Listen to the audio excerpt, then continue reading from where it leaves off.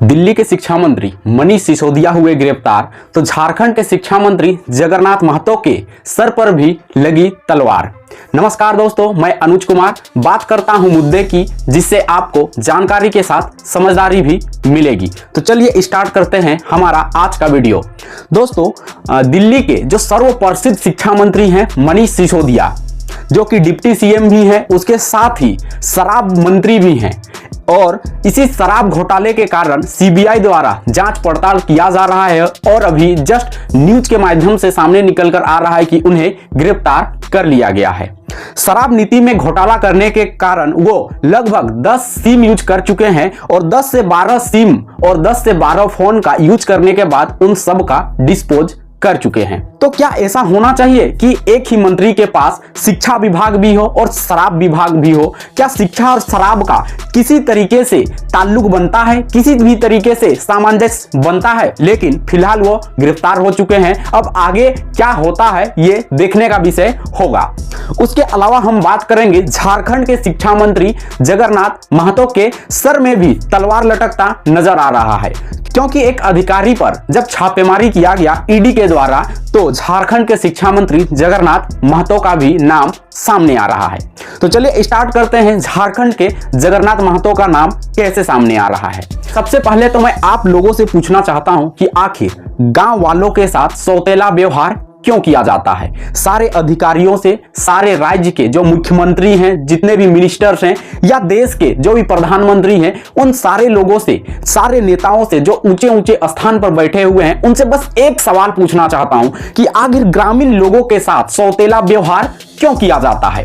अगर ग्रामीण इलाकों में सड़क बन रही है तो मात्र 2 महीने से 6 महीने में उखड़ जा रही है। जैसा कि आप इस वीडियो में देख सकते हैं कि एक सड़क बनने के मात्र 3-4 दिनों के भीतर ही वह पापड़ी की तरह उखड़ जा रही है। उसके बाद ग्रामीणों द्वारा जब हस्तक्षेप किया गया, तब सड़क निर्माण जो करा रही है वो आश्वासन देती है कि हम अच्छा से सड़क बनवाएंगे। लेकिन जब तक ग्रामीणों द्वारा हस्तक्षेप नहीं किया गया था, तब तक सड़क एकदम पापड़ी की तरह बनाया जा रहा था। गोबर भी उससे ज्यादा मोटा होता है। जो गाय भैंस गोबर करती हैं, उनका गोबर भी जिस तरीके से ग्रामीण इलाकों का रोड बनता है उससे ज्यादा मोटा होती है। आखिर ग्रामीण इलाकों का सड़क पापड़ी की तरह क्यों होती है? इसमें जो दोषीदार है वो सारे लोग हैं। ग्रामीण अधिकारी, नेता, मंत्री, ठेकेदार, अधिकारी, सारे लोग सम्मिलित होते हैं। कैसे सम्मिलित रहते हैं ये हम पूरे वीडियो में डिस्कस करेंगे। मैं जो बात कर रहा था उस पॉइंट पर वापस आता हूं कि ग्रामीणों के साथ सौतेला व्यवहार क्यों किया जाता है। ग्रामीण इलाकों में तो सड़क खराब बनते ही है। ग्रामीण इलाकों में जो स्वास्थ्य केंद्र बनते हैं वो 2 महीने से 6 महीनों में पूरी तरीके से खराब हो जाते हैं, फिर से रिपेयरिंग कराना पड़ता है। ग्रामीण इलाकों में जो हाई स्कूल बनते हैं, ग्रामीण इलाकों में जो स्कूल बनते हैं, उन स्कूलों का भी स्थिति क्या है आप जाकर खुद देख सकते हैं। ग्रामीण इलाकों में जो तालाब बनाए जाते हैं वो भी बेढंग के बनाए जाते हैं। ग्रामीण इलाकों में जो भी पानी सप्लाई का बनाया जाता है वो भी बेढंग तरीके से बनाया जाता है। 1-2 महीने में पूरा सिस्टम खराब हो जाता है और आवाज कोई नहीं उठाता है, क्योंकि नीचे से ऊपर तक सारे लोग मिले हुए होते हैं। सारे लोग बंदर बाट कर देते हैं पैसा को। अब बात करते हैं यहां पर मुद्दे की, जिस पर हम बात करने वाले हैं कि झारखंड के शिक्षा मंत्री का नाम कैसे आया है। तो दोस्तों, झारखंड के जो ग्रामीण विकास विभाग के जो मुख्य अधिकारी हैं, उन्हें ईडी द्वारा गिरफ्तार कर लिया गया है और ईडी लगातार उनसे पूछताछ कर रही है। ईडी द्वारा उनके लगभग 22 से 24 ठिकानों पर छापेमारी की गई। अब आप सोच सकते हैं कि एक अधिकारी के पास 22 से 24 ठिकाना है और 22 से 24 ठिकानों पर जब ईडी छापेमारी करती है तो करोड़ों का केस बरामद करती है, करोड़ों का जेवरात बरामद करती है। उसके साथ ही आप सुनकर हैरान हो जाओगे कि उस अधिकारी के जो बेटे हैं वो 35-35 हजार के टी शर्ट पहनते हैं और महंगे महंगे विदेशों से मंगाए गए पानी बोतलों का इस्तेमाल करते हैं। आप सोच सकते हैं, झारखंड का एक उच्च स्तर का अधिकारी का बेटा विदेश से पानी मंगाता है पीने के लिए। तो आप सोच सकते हैं कि झारखंड को किस हद तक लूटा जा रहा है, झारखंड आखिर क्यों डेवलप नहीं कर रहा है। उसके अलावा उस अधिकारी के बेटों द्वारा यह स्टेटमेंट दिया जाता है कि 35-35 हजार का टी शर्ट तो हम एक बार पहनते हैं और दोबारा इसे पहनते भी नहीं है। सोच सकते हैं किस तरीके से नवाबी जिंदगी जी रहे हैं, किस तरीके से गरीबों का जो हक है उसे मारा जा रहा है। और प्रभात खबर में तो यह खुलेआम छपा हुआ है कि जो वो अधिकारी है, जो ग्रामीण विकास विभाग का मुख्य अधिकारी है, वो किस तरीके से 4.5% कमीशन खाता है प्रत्येक कॉन्ट्रैक्ट को आउट करने के लिए। अब आप समझ सकते हैं। उसके बाद फिर पेपर में ही ये आउट किया गया है कि झारखंड के शिक्षा मंत्री द्वारा, जो कि जगन्नाथ महतो है, उनके द्वारा 700 करोड़ का कॉन्ट्रैक्ट दिया गया है वीरेंद्र राम को, जो कि ग्रामीण विकास विभाग का मुख्य अधिकारी है। अब आप सोच सकते हैं 700 करोड़ का अगर 4.5% निकाला जाए तो लगभग 30 करोड़ सिर्फ और सिर्फ उस अधिकारी का कमीशन बनता है। अब आप अंदाजा लगाइए कि ये अधिकारी क्यों ना ठाट वाली जिंदगी जिए, इनका बेटा लोग क्यों ना विदेशों से 35 से 40 हजार का टी शर्ट मंगाए, क्यों ना विदेशों से पानी क्यों ना मंगाएं।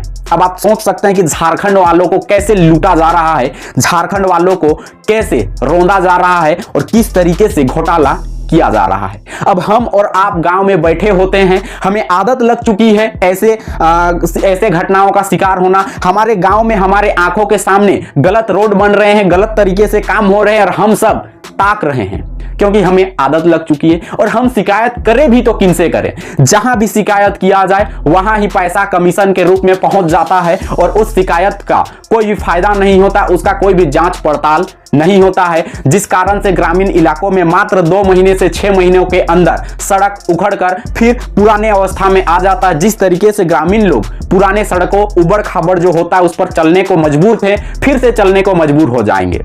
हमारे ही इलाके में एक बार 2015-16 में सड़क बनी, वो सड़क मात्र 6 महीना में उखड़कर खत्म हो गई। फिर से अभी सड़क बन रही है, फिर से सरकार को कमीशन जा रही है, अधिकारियों को कमीशन जा रही है और फिर से अभी निर्माण किया जा रहा है। फिर से ये 2-3 सालों के बाद फिर पूरा खराब हो जाएगी, फिर से टेंडर निकलेगा, फिर अधिकारियों को पैसा कमाने का अच्छा खासा मौका मिल जाएगा। अब इन सब का कैसे निपटारा किया जा सकता है? तो अगर ग्रामीण लोग सशक्त हो गए, अगर ग्रामीण लोग जागरूक हो गए और ग्रामीण लोग अगर डट कर खड़े हो गए कि काम सही से होना चाहिए, तब जाकर काम सही से होगा। लेकिन एक बात यहां पर आती है कि ग्रामीण लोगों को आखिर पता कैसे चलेगी कि सड़क कैसे बनती है, क्योंकि उसका सारा जिम्मा तो इंजीनियर के पास होता है और इंजीनियर के पास भी अच्छा खासा मुनाफा चला जाता है कमीशन के तौर पर। इंजीनियर आएगा, देखेगा और बोलेगा अच्छा बन रहा है, नियम के अनुसार बन रहा है। लेकिन क्या ग्रामीणों को यह पता होती है कि किस तरीके से रोड बननी चाहिए? एक एक स्टेप क्या ग्रामीणों को बताया जाता है? तो इसका आंसर है नहीं।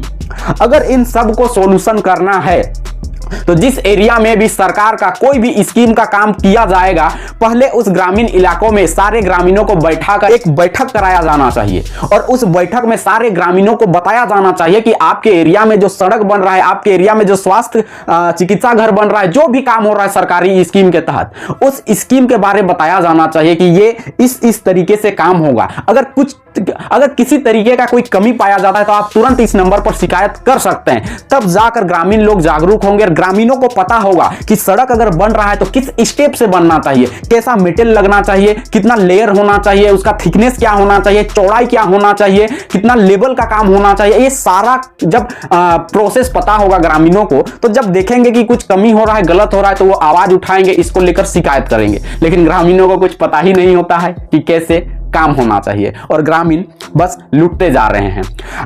पूरे भारत में लगभग 65 से 70% जो जनसंख्या है वो ग्रामीणों का है। आर्मी में और अगर सुरक्षाकर्मी पुलिस डिपार्टमेंट में अगर देखा जाए तो लगभग 70 से 75% ग्रामीण युवा होते हैं।